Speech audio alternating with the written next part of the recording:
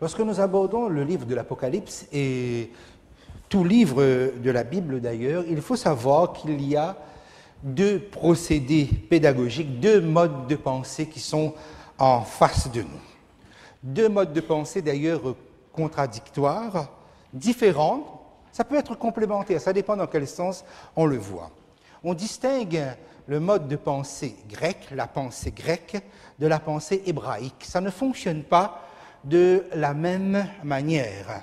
La pensée grecque est une pensée analytique, c'est une pensée linéaire, c'est une pensée qui progresse avec les éléments l'un à la suite de l'autre, jusqu'au bout.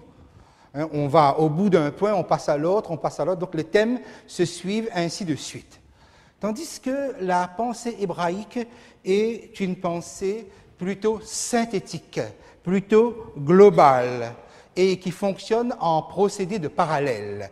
C'est-à-dire, par exemple, avec la pensée hébraïque, si on doit vous parler de quelque chose, on va vous en parler globalement, on va vous en parler totalement.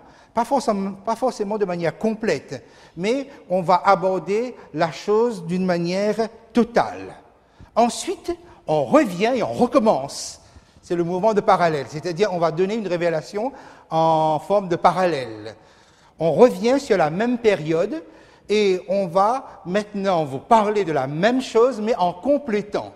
C'est-à-dire cela sera vu sous un angle différent. Ensuite, on va jusqu'au bout. Ensuite, on recommence avec une révélation parallèle, ce qui vous permet donc d'aborder, ce qui donne cette impression de répétition, ce qui vous permet donc d'aborder un thème, mais sous des angles qui sont différents concernant la même période. Vous avez pu voir, par exemple, lorsque nous avions abordé les églises, on parcourt l'époque de l'ascension de Jésus jusqu'à son retour.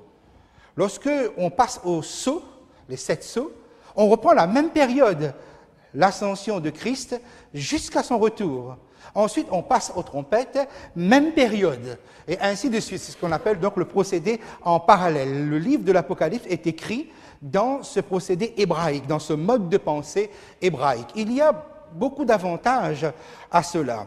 Il est vrai donc que nous avons un mode de pensée plus occidental, plus européen, je dirais, ce qui fait que nous aimons l'analyse des points de détail. Cette manière de procéder du livre de l'Apocalypse est une manière plus hébraïque à laquelle il faut pratiquement s'y habituer. Mais il y a il y a des avantages. L'avantage d'apprendre à maîtriser par la répétition, mais en ajoutant au fur et à mesure des éléments qui complètent. Je prendrai peut-être un exemple. Imaginons que je dis, je lance l'information. Je dis, écoutez, ce soir, donc, je suis invité chez les Robert. Je pense qu'il n'y a pas de Robert dans la salle. Je suis invité chez les Robert. Voilà, l'information, elle est complète dans un premier temps. Okay? Et tout le monde sait ce qu'il y a à faire. Donc, il ne faut pas compter sur moi ce soir. Et peut-être 2 heures après, je dirai, je suis invité de 20h à 22h dans cette famille. Vous voyez, j'ai parlé de la même chose, mais j'ai rajouté et à partir de là, ceux qui m'ont entendu, ils vont prendre des dispositions, ils vont prendre des décisions au fur et à mesure que les informations s'ajoutent. C'est un peu pareil lorsque nous regardons la façon dont la révélation se fait au niveau de la Bible. On vous parle de quelque chose, on est complet, on est total, on est global dès le départ. Après, au fur et à mesure, on le complète par d'autres informations. C'est ça qu'on appelle le procédé hébraïque synthétique global qui fait revenir les informations en parallèle. On aura certainement l'occasion aussi de le voir ensemble ce soir. J'aimerais prendre un texte avec vous dans Jean 14, le verset 29. Jean 14 et le verset 29. C'est un texte qui me semble important pour comprendre le procédé prophétique. C'est Jésus qui parle et Jésus dit « Et maintenant, je vous ai dit ces choses avant qu'elles arrivent, afin que lorsqu'elles arriveront, vous croyez. » Il y a là quelque chose qui est important concernant les prophéties bibliques Et par la suite, j'aimerais justement pouvoir, quand je dis par la suite, dans une de nos sessions à venir, pouvoir bien distinguer davantage encore ce procédé prophétique biblique. Regardez bien ce que le Christ dit. Et maintenant, je vous ai dit ces choses avant qu'elles arrivent. C'est ce qu'on appelle la prophétie. La chose est révélée avant. Afin que, lorsqu'elles arriveront, vous croyez. Voyez, c'est comme si, quelque part, la prophétie biblique se comprend bien, se comprend mieux lorsqu'elle s'est réalisée. Autrement dit, dès que vous avez une conviction que ce qui a été écrit à l'avance s'est réalisé, voilà pourquoi il y a un parcours historique extrêmement intéressant, votre foi s'édifie davantage. Mais que se passe-t-il lorsque ce n'est pas encore réalisé, lorsque la chose n'est pas encore accomplie? Lorsque ce n'est pas encore réalisé, ça veut dire que vous êtes dans le moment présent, c'est-à-dire, par exemple, comme ce soir, nous commençons un texte qui n'est pas encore accompli, qui est en cours de réalisation. Et à partir de là, l'Esprit va travailler différemment avec nous. Et remarquez bien, il faut parfois un laps de temps qui s'écoule, laps de temps nécessaire, il faut le recul de l'histoire pour que nous ayons une lecture appropriée d'une prophétie. Et la Bible fonctionne comme telle. Et lorsque la prédiction n'est pas encore réalisée, il y a ce qu'on appelle la possibilité d'avoir recours à ces signes, à ces éléments avant-coureurs, précurseurs, des indices qui sont dans le texte et qui vont nous permettre de pouvoir progresser conformément avec l'esprit de la prophétie biblique. Mais c'est important de savoir que le Christ, comme les prophètes, marche avec l'histoire. Et l'histoire a tout son sens parce qu'à un moment donné, à force de raisonner et de voir comment les choses s'accomplissent, on finit par comprendre comment se vit notre temps présent. Vu que je vous ai donné un principe aussi la dernière fois, en vous disant par exemple que l'adversaire ne varie pas véritablement, j'avais parlé même d'absence d'originalité, dans ses actions. Il y a une raison forte à cela, okay? Ça aussi nous aurons l'occasion de revenir là-dessus, mais ce qui fait qu'en ayant une lecture de l'histoire, vous avez une lecture du présent. Et maintenant, quand bien même ce qui a été prophétisé ne serait pas encore réalisé, vous pouvez être malgré tout conforté dans votre foi. Nous verrons cela ensemble et nous le comprendrons pourquoi. Apocalypse chapitre 12, on l'a parcouru la dernière fois ensemble. Je vous ramène un moment sur le verset 3. Apocalypse 12, le verset 3. Et puis nous sommes avec le premier encadré de votre guide. Apocalypse 12, verset 3. Voilà donc, nous avons l'adversaire, le dragon, verset 3. Un autre signe parut encore dans le ciel.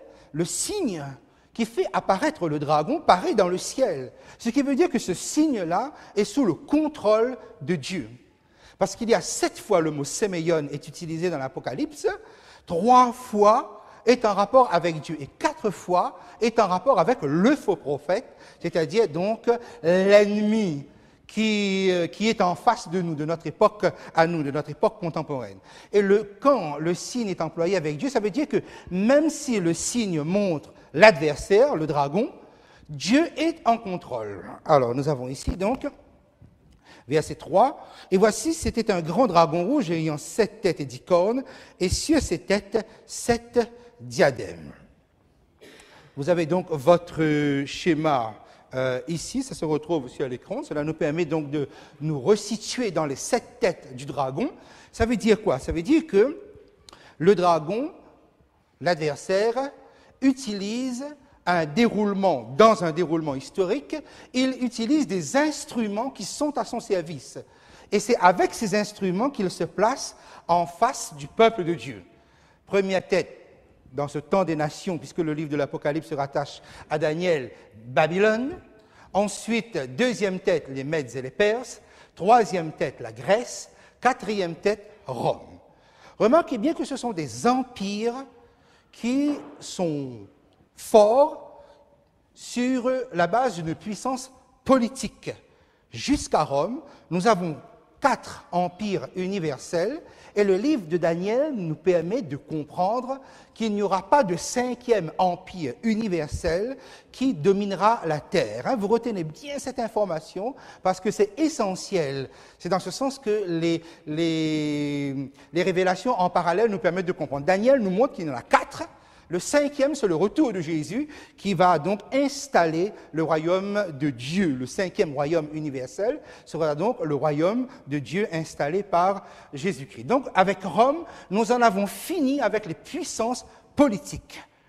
À partir de la 5e tête, nous avons une puissance, mais qui est une puissance religieuse qui s'appuie sur des pouvoirs politique. C'est ainsi donc que la papauté médiévale va pouvoir s'appuyer sur des États européens. J'ai mis monstre marin parce que nous sommes avec l'Apocalypse chapitre 13. Ensuite, donc, la 6e tête, nous sommes avec ce que l'Apocalypse désigne comme étant le faux prophète. Le monstre ou la bête, cette fois-ci, sort de la terre. La 7e tête étant Apocalypse 17.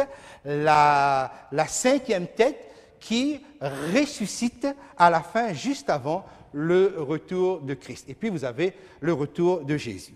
Notre époque, ce qui nous concerne, donc, c'est la 6e tête, comme on l'a mentionné. Okay? Juste pour que vous puissiez bien vous ancrer, vous enraciner dedans, voilà. L'adversaire qui est en face de nous et qui se matérialise sur le plan terrestre, c'est celui-là, okay? Celui qui est là. Donc on comprend que la 5e tête, la 5e puissance de l'adversaire est actuellement en position d'affaiblissement. Okay? Et le livre de Daniel particulièrement a eu l'occasion justement de nous, quand je dis nous, en tout cas ceux qui ont eu l'occasion de l'étudier, de brosser le tableau. Et ce qui est intéressant chez Daniel, et là arrive le livre de l'Apocalypse, c'est que Daniel va toujours en direct. Les révélations qu'il reçoit ne lui mènent pas à avoir la totalité, puisque Dieu ne donne jamais la totalité d'une révélation à une personne. C'est un ensemble de personnes. Lorsque Daniel a sa vision, que ce soit chapitre 2 ou chapitre 7, ou qu'on additionne ces deux chapitres ensemble, on arrive à la 5e tête, la papauté médiévale, qui reçoit un coup mortel. Et lorsque Daniel parle dans le chapitre 7, c'est la fin se situe à ce moment-là. C'est fini. Il perd sa domination, on passe au jugement et le royaume de Dieu s'installe. Donc Daniel, voyant la chose depuis Babylone, a une vision qui parcourt les choses comme cela et il voit le retour de Jésus. Par exemple, si vous regardez Daniel 2, il voit le retour de Jésus après Rome, en quelque sorte, ou après le mélange du fer et de l'argile. Il voit cela en direct, c'est-à-dire c'est comme si c'est sur le même plan. C'est le livre de l'Apocalypse qui nous permet d'avoir ces détails dont nous avons besoin.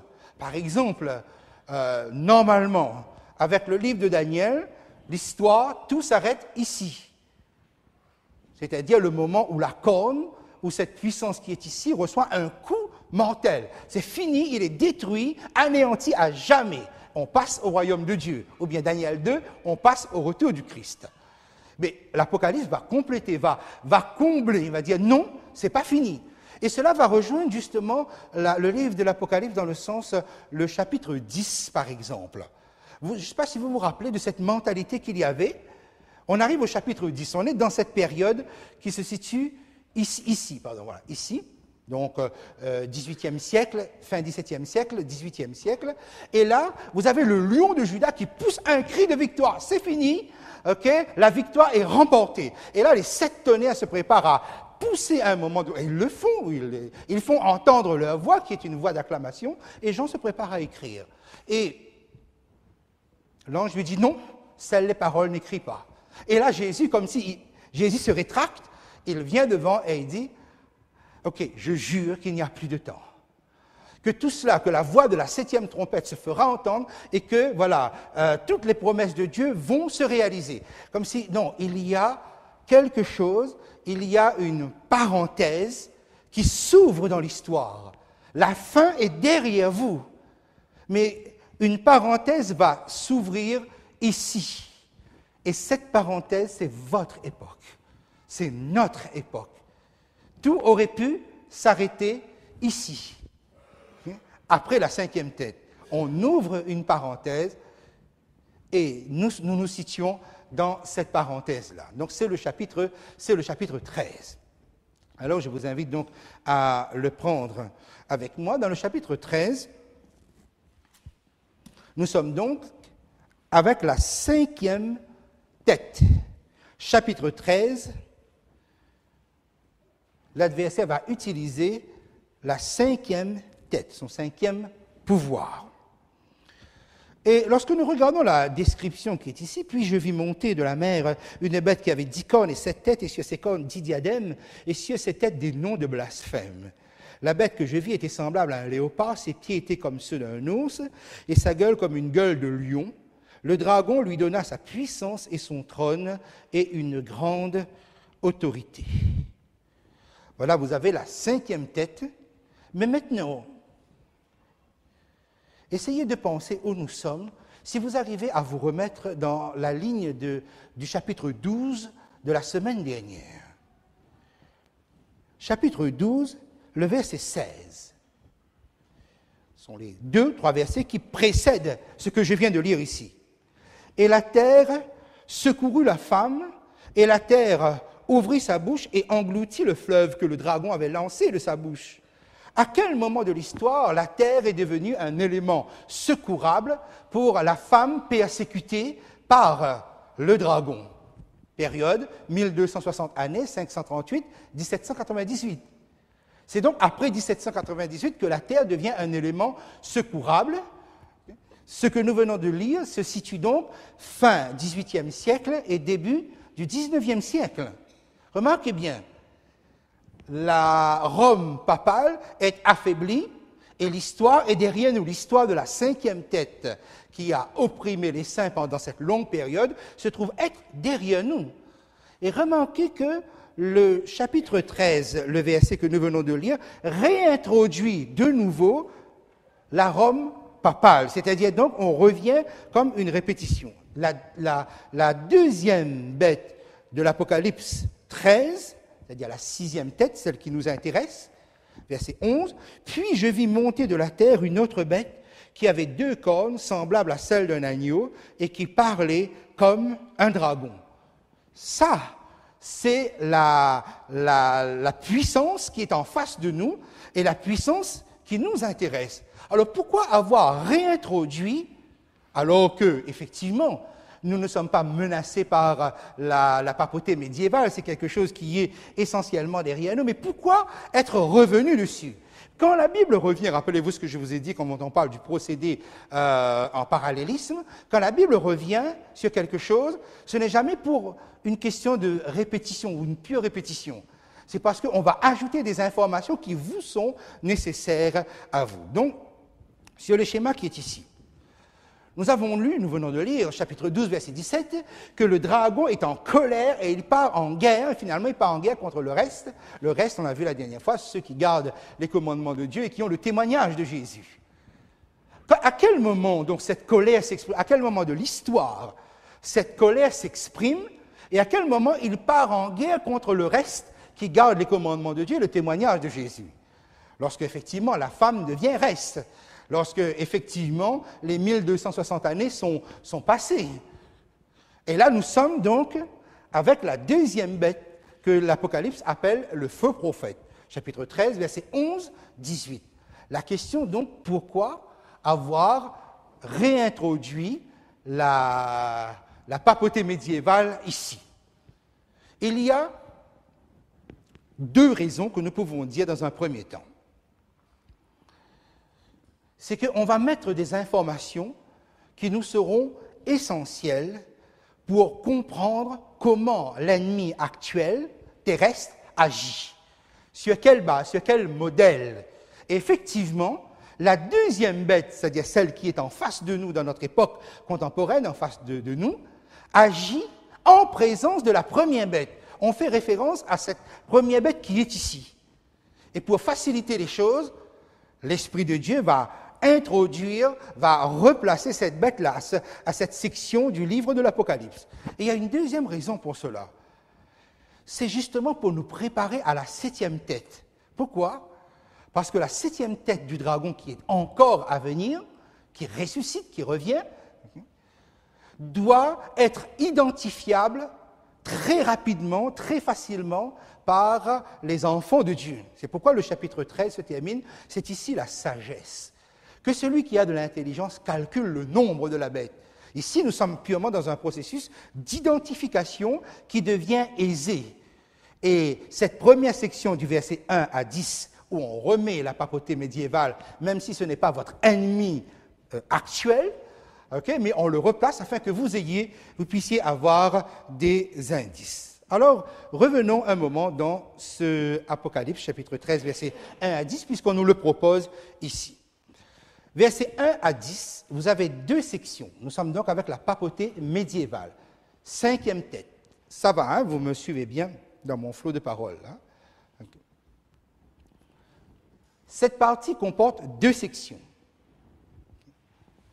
La première section, qui va du verset 1 à 4, va nous donner, comme d'habitude, une vision globale, générale, une description de cette bête, bien que nous avons déjà eu des descriptions, j'allais même dire suffisamment dans le livre de Daniel, et des éléments suffisamment dans le livre de l'Apocalypse, on va nous donner une vision et une description, avec des éléments qui sont différents.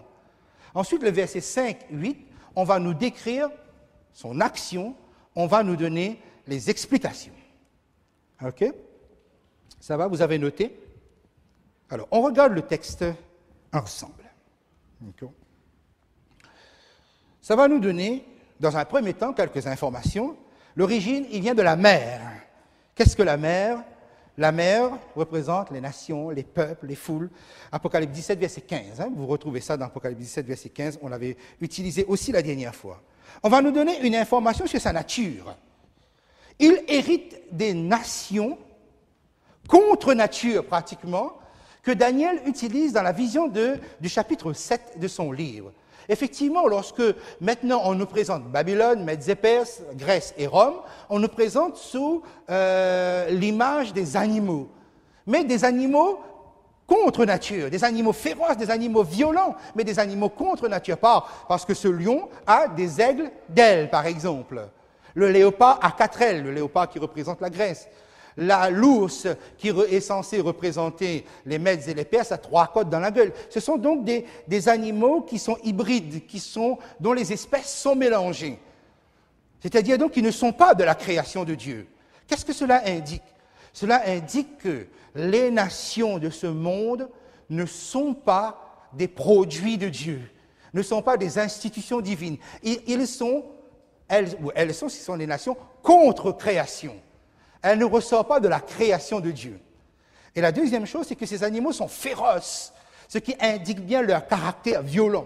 Et là, lorsque vous regardez la 5e tête, la papauté médiévale, elle hérite justement de cette nature, ou contre-nature, ou contre-création, de ces différentes nations. Elle porte l'héritage, elle porte les caractéristiques de la violence et de la contre-création. Ça aussi, c'est important, cet élément que je viens de répéter en dernier.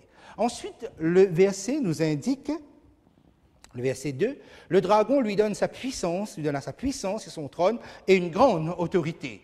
Donc, cette bête va agir ou a agi comme un émissaire du dragon, en recevant puissance, trône, autorité. J'arrive au verset 3. Dans votre Bible, verset 3, « Et je vis l'une de ses têtes comme blessée à mort, mais sa blessure mortelle fut guérie, et toute la terre était dans l'admiration derrière la bête. » Et là, et c'est là, le fait nouveau, le fait surprenant. C'est-à-dire que jusque-là, je vous avais dit que dans Daniel, cette puissance politico-religieuse, en fait c'est une puissance religieuse qui utilise la politique, dans Daniel, cette puissance reçoit un coup mortel, effectivement, et anéantit et détruit, livré au feu pour être brûlé à jamais.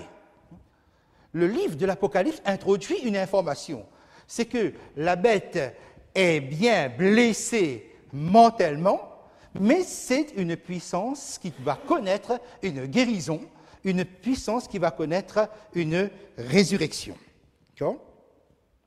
Et cela c'est tellement surprenant que cela va susciter une admiration universelle. C'est-à-dire, la terre tout entière va être tellement surprise qu'une institution aussi médiévale, aussi moribonde, aussi affaiblie, aussi faible que pourrait être, que pourrait représenter, faible dans son impact par rapport au monde, la papauté, puisse retrouver une telle vigueur, une telle force, une telle puissance, une telle force d'action destructrice.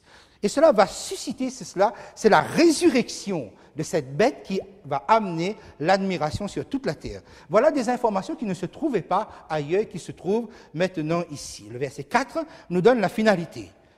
Et ils adorèrent le dragon.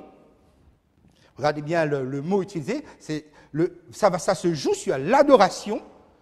Donc, principe qui se trouvait au Moyen-Âge et qui va se retrouver actuellement et retrouver dans le futur. Ils adoraient le dragon parce qu'ils avaient donné l'autorité à la bête. Ils adoraient à la bête en disant « Qui est semblable à la bête et qui peut combattre contre elle ?»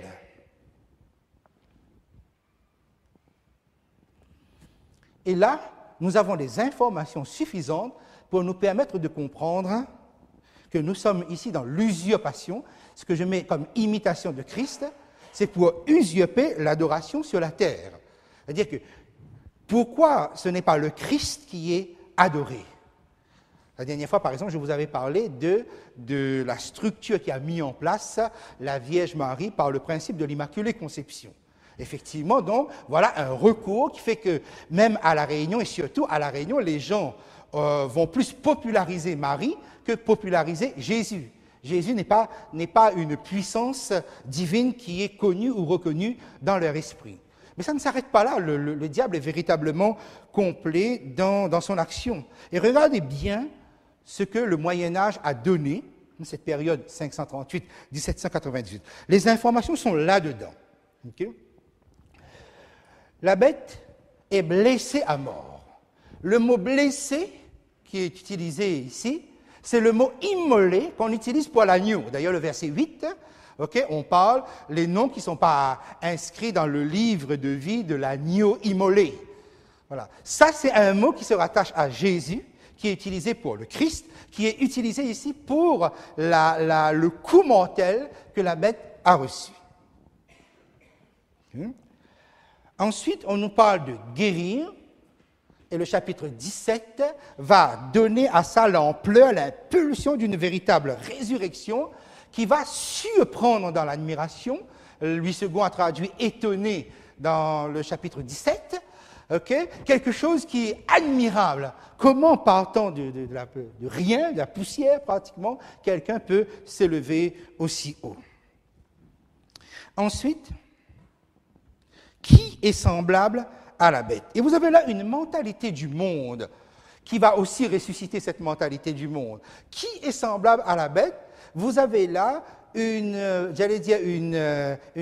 parodie, vous avez là on peut utiliser usurpation parce que ce qui est semblable à est généralement utilisé comme un attribut divin pour Dieu. Qui est semblable à toi? Qui est semblable à Dieu? Et toujours, comme je l'ai mis ici, c'est utilisé dans l'expression de la puissance de Dieu.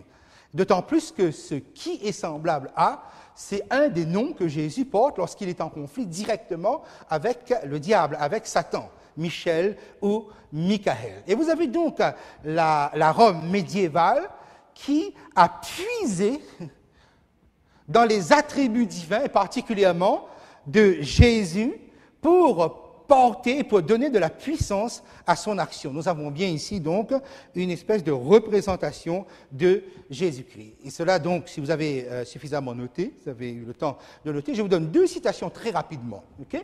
Par exemple, le pape Léon XIII disait « Nous tenons sur la terre la place du Dieu Tout-Puissant. Okay? » Ou une autre citation très rapide, hein, okay? Le pape n'est pas seulement le représentant de Jésus-Christ, mais il est Jésus-Christ caché sous le voile de la chair. Il faut bien comprendre que nous avons affaire ici à des assertions qui sont quand même très fortes, mais que la Bible écrite donc à l'époque de Jean, 95 de notre ère, aura prévenu l'humanité, aura prévenu les humains, et nous aura prévenu. Voilà un petit peu comment la chose se positionne. La deuxième bête, excuse-moi, la première bête d'Apocalypse 13 se positionne dans la personne du Fils, c'est-à-dire il accapare aux yeux des humains tout le pouvoir de Jésus. Même si cela n'est pas vrai dans le réel, parce que personne ne peut s'accaparer des pouvoirs de Christ, mais aux yeux des humains, c'est tout comme. Et le diable s'arrange justement pour que l'adoration soit détournée du Christ, spécialement du Christ. Donc la dernière fois, je vous ai dit comment, en vous donnant un exemple, l'adoration est détournée du Christ en étant reportée sur Marie, mais comment c'est sur la terre maintenant, dans un système représentatif terrestre, comment l'adoration vers Jésus est aussi détournée vers un humain qui peut parler comme ça en quelque sorte, qui peut dire que voilà, sur cette terre, ce que nous sommes. Okay? Nous avons donc ici ce qu'on appelle un genre de transfert d'autorité. Okay? Et là, je suis revenu sur le verset 6. Mais nous regardons d'abord le verset 5 à 8. Okay? Parce que j'aimerais revenir sur le verset 6 ensuite. Voici donc le transfert d'autorité. Cette expression, je l'utilise parce qu'elle est essentielle dans notre démonstration de ce soir. Alors, le verset 5a, il lui fut donné, quoi? Une bouche, qui proférait des paroles arrogantes et des blasphèmes. La dernière fois, quand nous avions lu le Daniel 7, nous avons vu donc comment il était possible d'assimiler cette puissance, cette bouche qui s'exprime ici avec des paroles arrogantes et des blasphèmes, à cette corne de Daniel 7 qui sort de l'Empire romain. Ensuite, 5b, il lui fut donné, vous avez dans Louis II le pouvoir, c'est l'autorité, c'est le même mot que le mot autorité, le pouvoir d'agir pendant 42 mois. On retrouve 42 mois, cette période de 1260 jours, 1260 années. Il lui fut donné le pouvoir d'agir. Je passe au verset 7. Et il lui fut donné de faire la guerre aux saints et de les vaincre. Il lui fut donné. Qui fait ce transfert d'autorité-là? C'est le dragon qui a transféré son autorité. D'accord? Et d'obtenir la victoire. Et ensuite, le verset 7b, il lui fut donné ensuite, autorité sur tout peuple, c'est-à-dire donc sur la terre entière. Ok, vous avez noté? Voilà. Le verset 6. La bouche joue un très grand rôle dans cette section en rapport avec la première bête qui nous intéresse. Parce qu'on nous parle de le verset 2. Sa gueule est comme la gueule d'un lion. Mais c'est le même mot, le mot stoma, qui est utilisé pour gueule ou bouche. Louis II a traduit gueule parce que c'est un animal qui est décrit en haut, une gueule de lion, et puis en bas, comme ça a l'apparence d'un humain qui parle, on a traduit par bouche. Mais c'est le même mot, c'est le mot stoma qui est ici. Verset 6. Elle ouvrit sa bouche pour proférer des blasphèmes contre, et là nous avons 4 cibles de cet adversaire terrestre, c'est-à-dire ce représentant, ce système que l'adversaire a mis en place pour contrer l'œuvre de Christ. On n'oublie pas, nous sommes dans la section des chapitres 12 à 14, c'est le conflit, c'est le grand conflit entre le bien et le mal, c'est le conflit entre Satan et Christ. Alors comment se cible justement cela? Donc on nous dit, pour proférer une bouche, donc pour proférer des blasphèmes contre Dieu. Remarquez bien que la bouche lui fut donnée. Ça entre dans le transfert d'autorité que nous avons mentionné. Première cible, Dieu. Ensuite, pour blasphémer son nom. Deuxième cible, le caractère de Dieu. Puisqu'il s'agit le nom, ici, transporte le caractère d'une personne. Ensuite, son sanctuaire ou son tabernacle, c'est-à-dire tout le service du salut pour des humains qui doivent être rachetés.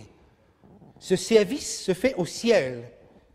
Et ce service engage des créatures qui se trouvent là, Et ceux qui habitent dans le ciel, et il faut bien comprendre ici, ceux qui habitent dans le ciel, puisque nous sommes ici dans une révélation en rapport avec le salut, ce sont ceux que nous avons vus dans le chapitre 4, le chapitre 5, qui sont dans ce sanctuaire céleste et qui œuvrent en faveur des saints et qui manifestent par leur louange la glorification du Seigneur. Voilà donc l'aspect céleste qui se trouve être attaqué, la cible céleste. Dieu, son caractère, son nom, son œuvre en Jésus-Christ, et y compris les personnes qui se trouvent là, qu'ils contestent même, qu'ils contestent même la légitimité. Ça, c'est pour le ciel.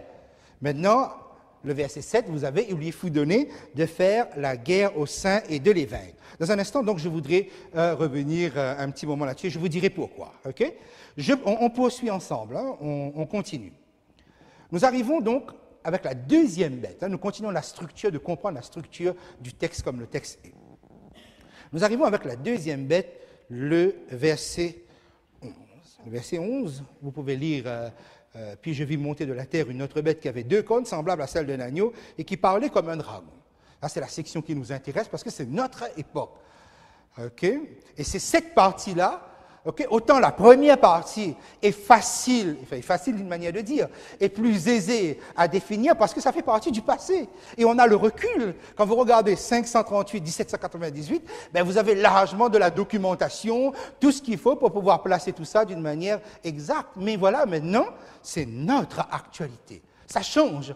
Ce n'est plus l'Europe qui soutient un pouvoir religieux. C'est une autre puissance politique qui soutient un autre pouvoir religieux. Puisque nous passons à cette période de 1798, la papauté est affaiblie, le diable perd un instrument. Maintenant, il va falloir qu'il transforme, puisqu'il n'invente pas comme tel, il va transformer, effectivement. Quel est l'élément secourable qui est venu au secours du peuple de Dieu? C'est la terre.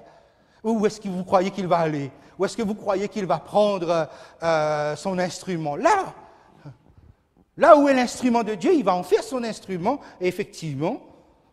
OK? Alors, nous regardons ensemble le verset 11. Je vis monter, c'est le grec anabaino. Anabaino est important, cette expression ici, qui signifie élever, est utilisée dans la Bible généralement pour la croissance d'une plante. J'ai mis Matthieu 13, 7 qui indique une action par étape. Et si je l'utilise ici, c'est exactement la même chose quand on a vu monter la bête de la mer.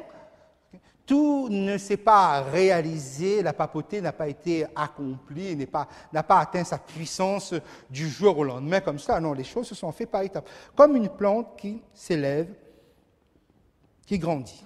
La même chose pour nous.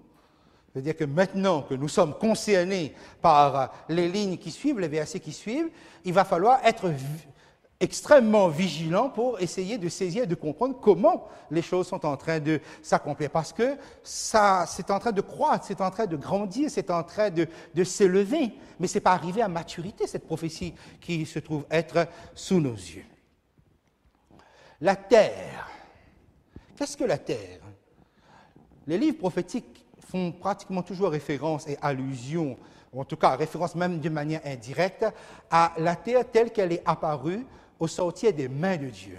La terre, c'est le lieu que Dieu prépare pour que l'homme puisse forger son histoire.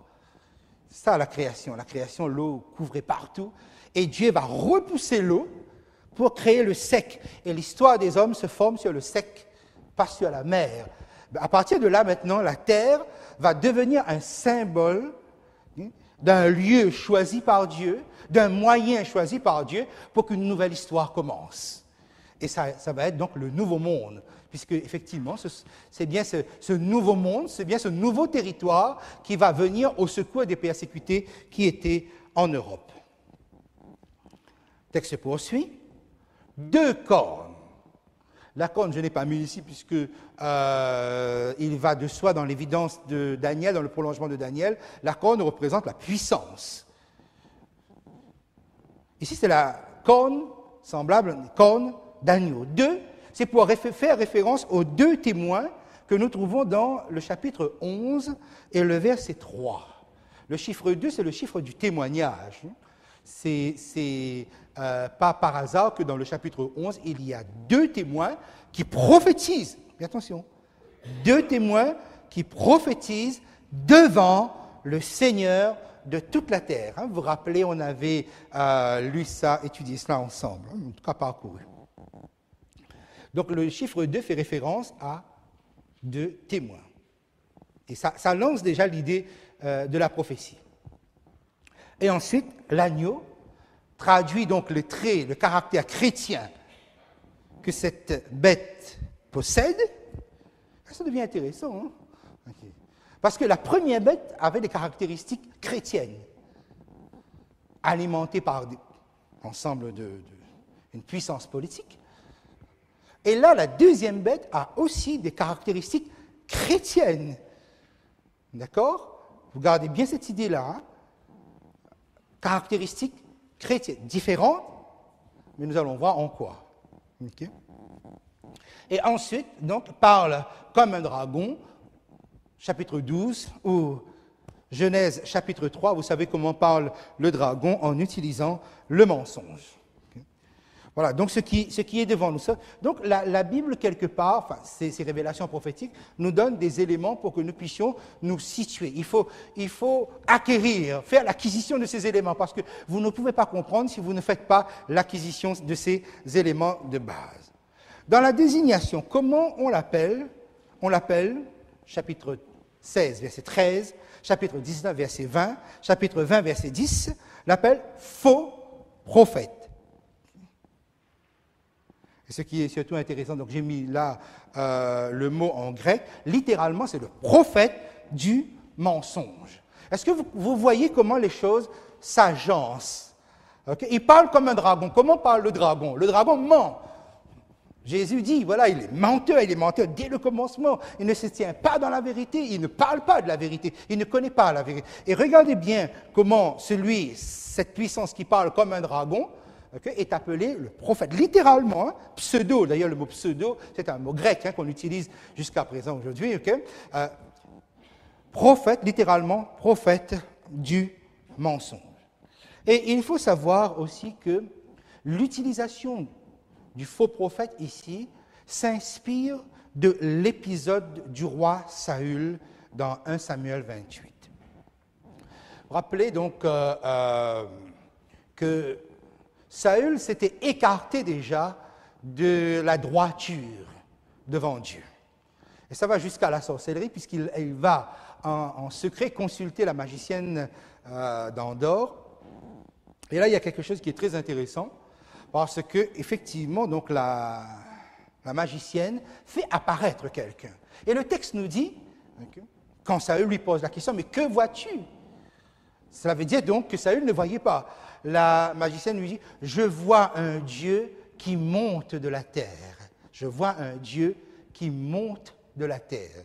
Et il faut savoir que l'hébreu qui se trouve là est l'équivalent exact de l'expression que vous avez là. Okay? Une bête qui monte de la terre, ou je vois, dit la magicienne, un Dieu qui monte de la terre. Et puis donc cette apparition, cette manifestation va parler. Remarquez bien, on fait parler les morts. Nous sommes ici dans une espèce de spiritisme ancien, et c'est très important aussi donc, que nous le mentionnons ici, où on fait parler un mort, on fait parler un esprit, et cette personne se présente sous le trait de Samuel. Et le texte nous dit que Saül, dans sa compréhension, il pense donc, il comprend là que c'est Samuel. Et là, une discussion s'engage entre les deux. Cette apparition n'apprend rien de nouveau à Saül, et on pourrait avoir l'impression, en lisant ce texte, que finalement, dans la Bible, on voit que les morts ont une existence après, lorsqu'ils sont dans l'au-delà, puisqu'on a réussi à faire venir, celui-là, il parle comme Samuel, etc. Okay. Sauf s'il n'y avait pas une indication qui montrait que l'apparition qui parle à ce moment-là va se trahir même sur le plan théologique. Parce qu'il va dire quelque chose qui est pratiquement impensable. Admettons même que les morts vivent, c'est-à-dire donc après la mort, les âmes errent ou bien se retrouvent dans un lieu. Ce Samuel, qui est en fait un faux Samuel, cette apparition va dire quelque chose, va dire que demain, toi et tes fils, vous serez avec moi. Remarquez bien que ce faux prophète dit, toi et tes fils, vous serez demain avec moi, c'est-à-dire vous allez mourir et que vous me rejoindrez. Après avoir dit que l'Éternel s'est retiré de toi, il t'a rejeté, okay? Ça veut dire quoi? Samuel est censé être sauvé et Saül est censé être perdu. Samuel ne peut pas dire « demain tu seras avec moi ». Quand bien même je crois qu'après la mort, il y a quelque chose, il est impossible que Samuel puisse dire à Saül « demain, toi et tes fils, vous serez avec nous ». Parce que Samuel est sauvé et les autres sont perdus, ils ne peuvent pas être dans le même lieu. Et ainsi, donc, par cette erreur théologique, nous comprenons donc que ce n'était pas Samuel qui parlait. Vous voyez? Parce que Saül est perdu. Je ne sais pas si j'étais clair dans cet aspect-là. Ok, c'est une erreur complète, quand bien même on croit qu'après la mort, l'âme vit. Bibliquement, c'est impossible. Cette apparition est véritablement un faux Samuel, donc un faux prophète. Et là, vous avez un indice biblique qui vous introduit justement dans cette pensée qu'en fait, okay, que cette puissance qui monte de la terre n'est rien d'autre qu'un faux prophète, comme dans l'Ancien Testament, il y a eu un faux Samuel, c'est-à-dire il y a eu un faux prophète, quelqu'un qui a parlé de la parole du mensonge. Okay? Voilà comment on le désigne. Maintenant, avant qu'on regarde le deuxième transfert d'autorité, on va faire un saut dans le transfert de l'autorité au sein de la divinité. Je dis ça par rapport au verset 12. Vous avez le verset 12 sous les yeux. Celle, la bête qui parlait comme un dragon, exerçait toute l'autorité de la première bête en sa présence. D'accord?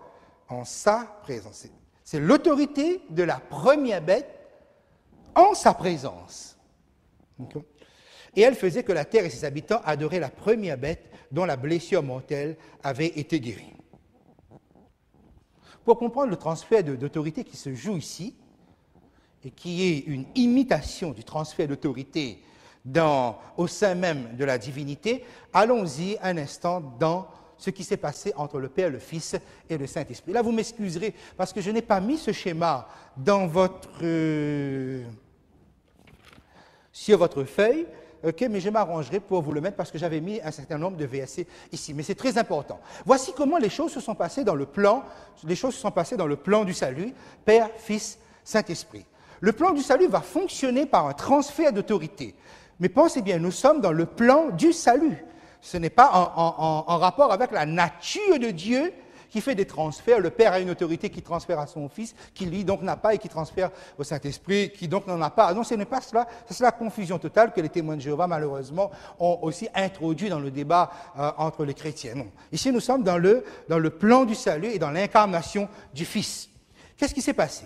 Okay? Lorsque nous regardons le schéma qui est proposé, quand Jésus parle dans ces textes qui se trouvent ici, Jésus parle bien, dit, voilà, c'est le Père qui m'a envoyé, je ne fais rien de moi-même. Même pas ma volonté, tout est fait en rapport avec l'autorité de celui qui m'a envoyé. Donc il y a un transfert d'autorité. Et s'il parle, il parle au nom de l'autorité paternelle, l'autorité du Père.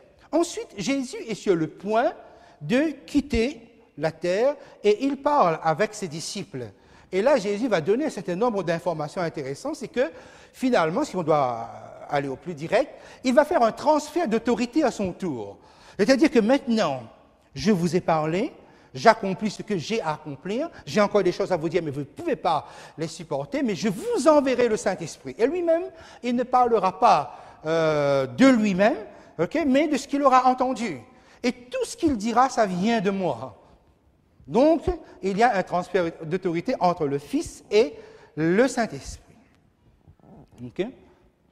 Et c'est à ça que nous assistons dans le chapitre 13, à une imitation complète pour prendre la place totale de la divinité dans le cœur des gens.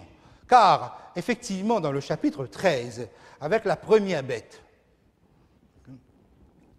nous constatons ceci.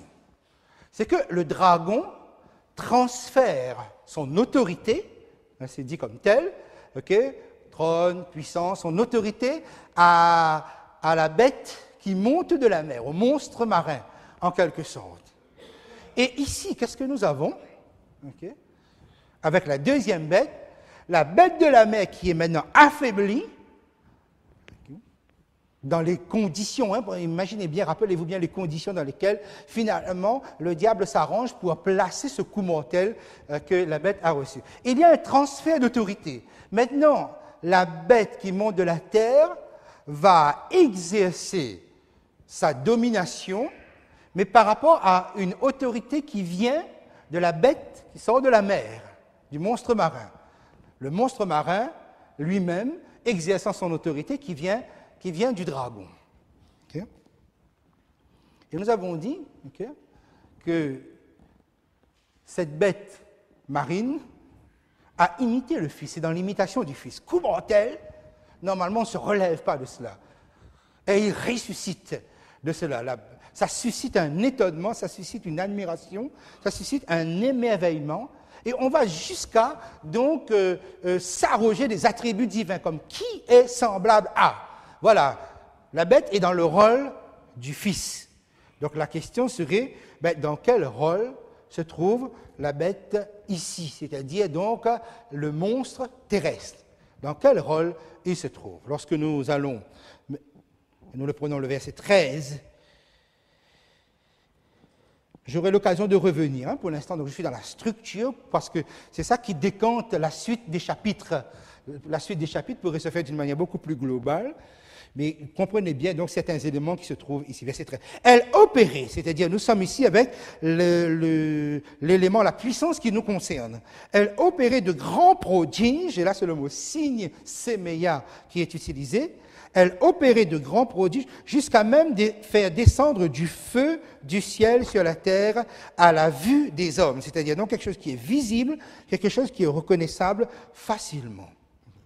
Faire descendre le feu du ciel, nous avons une référence absolue. Plus tard, je remettrai ces versets-là, là je vous le donne juste comme tel, avec le prophète Élie. Le prophète Élie, lorsqu'il était en face des prophètes de Baal, c'est-à-dire en face des faux prophètes, pour faire la démonstration que Dieu était dans son camp, que Dieu était avec lui, le feu du ciel est descendu sur son sacrifice. Donc vous avez ici à faire référence au prophétisme et prophétisme d'Élie. La deuxième chose, c'est la Pentecôte, Actes chapitre 2. C'est que le feu du ciel est descendu sur les hommes. Et là, ça va être le développement qui viendra justement dans les semaines à venir, les sessions qui nous attendent, parce qu'en fait, ici, vous avez une puissance qui déclenche le feu du ciel sur les humains dans notre temps actuel. Il est évident que lorsque nous faisons référence à Acte 2, il s'agit de la descente, de la manifestation du Saint-Esprit qui descend sur les humains. Mais si la bête qui monte de la mer est une imitation du Fils, la bête qui monte de la terre va donner l'imitation du Saint-Esprit.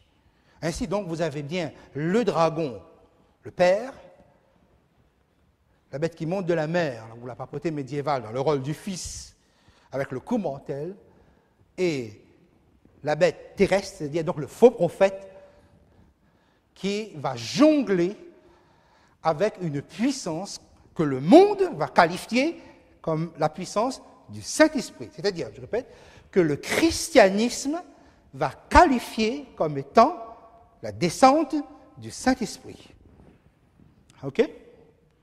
Voilà comment les choses peuvent se poser. Alors maintenant, la question va arriver. Pourquoi le transfert d'autorité? Enfin, pourquoi? Il ne peut pas faire autrement non plus, il faut transférer. Mais remarquez bien, le transfert s'est fait après la mort de Jésus, c'est-à-dire après le ministère de Jésus sur la terre. Le transfert s'est fait du dragon à un système terrestre. Pourquoi il transfère là? Pourquoi à ce moment-là? Et qu'est-ce que ce monstre, j'ai dit terrestre, ce monstre marin, va accomplir avec l'autorité du dragon? Qu'est-ce qu'on lui a délégué exactement? Rappelez-vous le chapitre 12 que nous avons vu la fois passée. C'est pour ça que j'avais pris un petit temps justement exprès avec vous. Avant que Jésus ne meure, le dragon avait la possibilité d'entrer dans le conseil céleste. Et le chapitre 12 nous dit qu'est-ce qu'il faisait là? Le livre de Job nous dit qu'est-ce qu'il faisait là. Qu'est-ce qu'il faisait là exactement?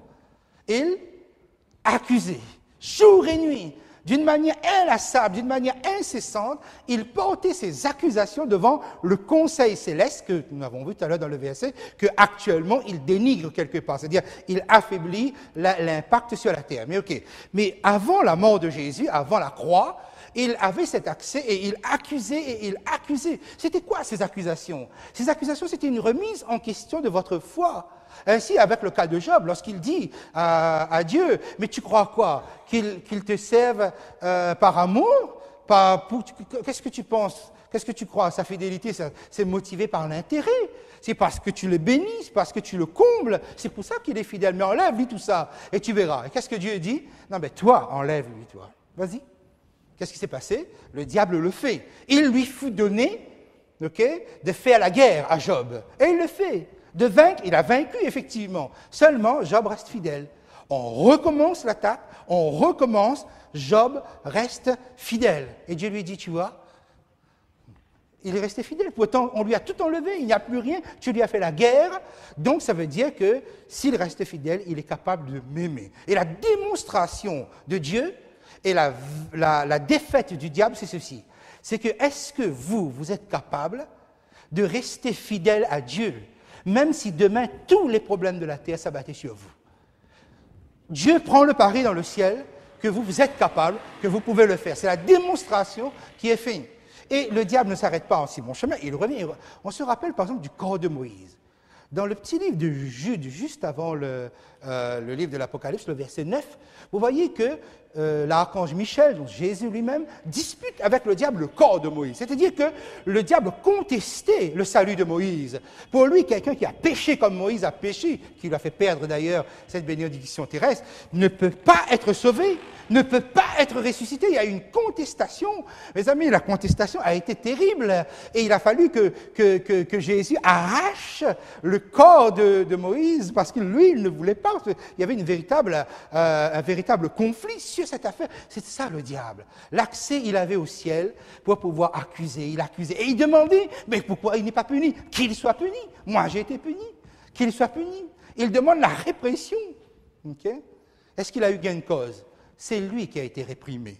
C'est lui, après la mort de Jésus, qui a été expulsé du ciel. Alors, il n'a donc plus accès. Donc, vous n'êtes plus accusés. Les enfants de Dieu ne sont plus accusés. Et il y a dans le ciel cette réjouissance extraordinaire, cette explosion de joie. Mais réjouissez-vous, cieux qui habitez dans les cieux, parce que le diable, voilà. Seulement, malheur à la terre et à la mer, parce que le diable est descendu vers vous animé d'une grande colère, sachant qu'il a peu de temps. Mes amis, tant que le diable demandait votre tête à Dieu avec l'espoir de l'obtenir, il y allait. Mais maintenant, il n'a plus accès. Donc, ses coups se concentrent directement à partir de la bête qui monte de la mer, directement sur les enfants de Dieu. Alors, si vous allez rester fidèle à Dieu, si vous restez fidèle à sa parole, si vous restez fidèle à sa loi, il vous réprimera. C'est lui, directement, qui vous punira. Mais comment? Il ne va pas apparaître comme ça et vous démontrer qu'il existe. Car la meilleure façon qu'il a de vous enfoncer dans votre souffrance, c'est justement qu'il n'y ait pas d'explication à la souffrance. C'est pourquoi le diable fait croire qu'il n'existe pas. C'est pour que justement tout retombe sur Dieu et que vous n'avez pas d'explication au bout sur pourquoi vous souffrez, pourquoi le monde est dans cet état. Quand vous voyez les gens adorer Dieu, vous voyez toutes ces services et ces cérémonies-là, vous dites, regarde, hein, Dieu, pourquoi il n'a pas sauvé cet enfant-là? Pourquoi il n'a pas empêché la catastrophe en Haïti? Pourquoi il n'a pas ceci? Vous attaquez Dieu, les gens attaquent Dieu. Et lui, il fait comme si il n'existe pas. Donc, du coup, il n'y a plus d'explication véritable à votre souffrance, pourquoi vous souffrez. Vous voyez? Donc, il ne peut pas. Alors, qu'est-ce qu'il fait? Il délègue son autorité. Maintenant, c'est un système qui va vous accuser. C'est un système qui va vous mettre à mort. C'est ce qui s'est passé, 538, 1798. Vous êtes fidèle à Dieu? Vous êtes fidèle à la loi de Dieu? Vous voulez marcher avec Jésus? Vous étiez traduit devant des tribunaux. On vous accusait. Et c'était pire, parce que tant que vous êtes accusé au ciel et que Dieu ne vous punit pas, on va dire les choses comme ça, ok? Mais là, sur la terre, Il y avait punition, il y avait répression, il y avait persécution. C'est pourquoi malheur à la terre et à la mer. Voyez donc tout ce qu'ils ont subi, ce qu'ils ont vécu avec la puissance qui s'exprime dans cette bête marine, dans cette bête qui monte de la mer. Vous voyez pourquoi on dit malheur? Parce qu'il y a eu transfert. Mais attention maintenant, la puissance a reçu un coup mortel. Or, qu'est-ce qu'il fait? Il transfère son autorité à quelqu'un d'autre, à une autre puissance. Seulement, regardez bien. Est-ce que vous êtes persécuté? Regardez tout ce que je dis ici. Si nous étions au Moyen-Âge, ça fait longtemps que j'aurais brûlé. Il n'y a pas de doute là-dessus. Okay? Regardez bien la période. C'est une période de tolérance, une période de liberté, une période de laïcité, une période où je peux dire, je ne suis pas menacé d'être... je peux avoir une foi différente. Nous ne sommes plus dans l'intolérance, nous sommes dans la tolérance. Nous sommes dans la démocratie. Nous sommes dans chacun, c'est la religion qui lui a. Mais où est le danger alors? Où est le danger dans un cadre pareil? Et pourtant, le diable qui s'adapte a bien transféré l'autorité. Il y a bien un danger quelque part. Okay? Où se situe ce danger? Mais alors, revenons à ceci. Tout à l'heure, je disais, lorsque nous lisions, ici on reprend un instant le verset 7, « Et il lui fut donné de faire la guerre aux saints et de les vaincre. » Vous rappelez donc cette période de 538 à 1798. Okay? Il lui fut donné. Quand je vous disais tout à l'heure que le signe vient du ciel et vous voyez un grand dragon rouge, c'est sous le contrôle de Dieu. Au fond, le diable ne peut faire avec vous que ce qui lui est autorisé de faire avec vous.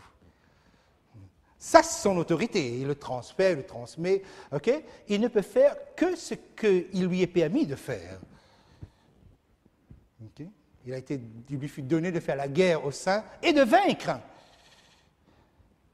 Et vous voyez, il est difficile quelquefois de comprendre ce que nous traversons ici-bas, dans toute notre perplexité, dans tout ce qui pourrait nous arriver.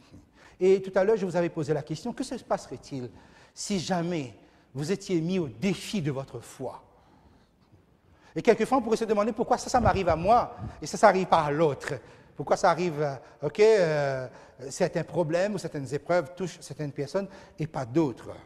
Vous savez, il lui fut donné de faire.